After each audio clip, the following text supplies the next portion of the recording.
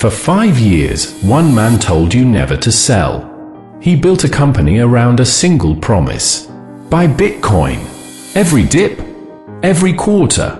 Forever. You probably assumed that promise was still active. It isn't. For 5 straight weeks, Michael Saylor's company made 0 Bitcoin purchases. Not a pause for strategy. Not a pause for taxes. A pause while the price kept sliding and he kept talking like nothing had changed. That's the part that doesn't add up. Why would the most committed believer in an asset suddenly stop believing with his wallet? The common answer is simple. People assume he ran out of money or lost faith. Neither is true. What actually happened is stranger, and it says something about every confident person you've ever trusted. While Saylor paused his buying, his company quietly did something else.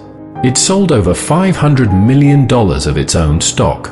It grew its cash reserve to nearly $4 billion. Enough, by design, to cover more than 2 years of the company's dividend and interest payments without touching a single Bitcoin. The man who told the world to hold forever built himself a 2-year exit ramp. That's not hypocrisy. That's a pattern buried deep in how your brain handles risk, even when your mouth is saying something completely different.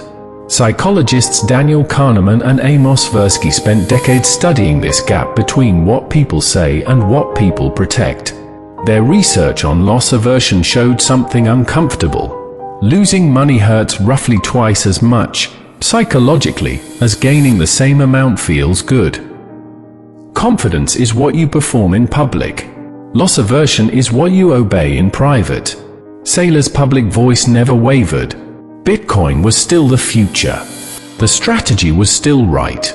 But somewhere underneath that voice, an older, quieter instinct was doing math the confident voice would never say out loud. That instinct isn't new, and it isn't really about Bitcoin at all. 10,000 years ago, your ancestors who bet everything on one good hunting season didn't survive the bad one. The ones who did survive kept something back. A hidden store of grain. A second water source they never mentioned to the tribe. Total conviction was for the campfire speech. Total conviction was never for the plan.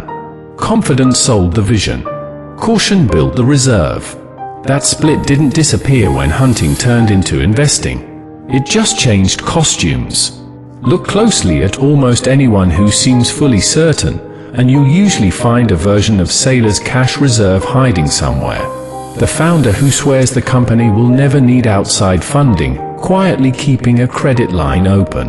The friend who insists they'd never leave their job, still updating their resume every few months. The certainty is real. The exit ramp is also real.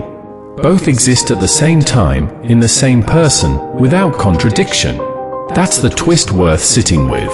Certainty was never proof that someone stopped being afraid. It was proof they got good at hiding the fear from you.